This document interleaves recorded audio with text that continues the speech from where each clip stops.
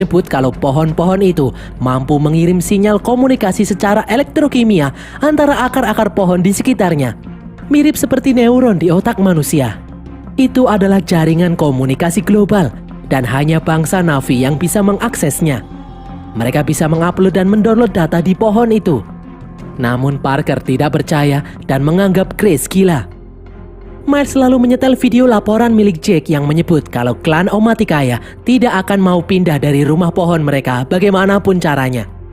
Berkat informasi itu, Miles dan Parker memutuskan untuk menghancurkan pohon raksasa rumah klan Omaticaya.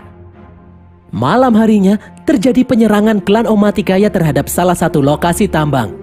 Hal ini membuat Miles semakin emosi. Miles tidak akan hanya mengusir klan Omaticaya, Miles juga akan membasmi mereka. Trudy memberitahu Grace dan Jake bahwa serangan akan dimulai. Mereka berdua lalu menemui Parker, menyuruh Parker menunda serangan ini.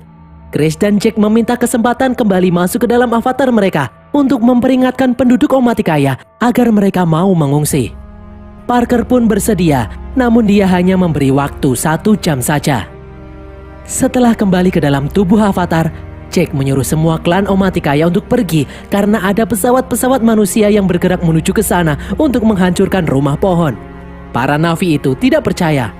Jake lalu berkata jujur kalau dia sudah tahu hal ini akan terjadi sejak awal. Jake sengaja menjadi bagian klan Omaticaya agar jika saatnya tiba nanti mereka bisa mempercayai Jake. Namun hal ini malah membuat Neytiri marah. Jake ingin mereka segera pergi, namun mereka malah mengikat Jake dan Grace dan menganggap mereka berdua adalah mata-mata musuh. Di luar, puluhan pesawat yang dipimpin oleh Miles bergerak mendekati rumah pohon raksasa. Grace dan Jake menyuruh klan Omaticaya untuk pergi, namun mereka tidak peduli.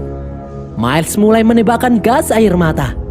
Klan Omaticaya malah melawan dengan menembakkan anak panah ke arah pesawat. Miles lalu mulai menembakkan rudal-rudal ke arah batang pohon. Para Na'vi klan Omaticaya itu pun kocar-kacir ketakutan. Moat yang sadar kemudian melepaskan ikatan Grace dan Jake. Moat meminta Jake menolong mereka. Para Na'vi kabur ke dalam hutan, sementara pasukan Miles masih mengepung batang pohon raksasa.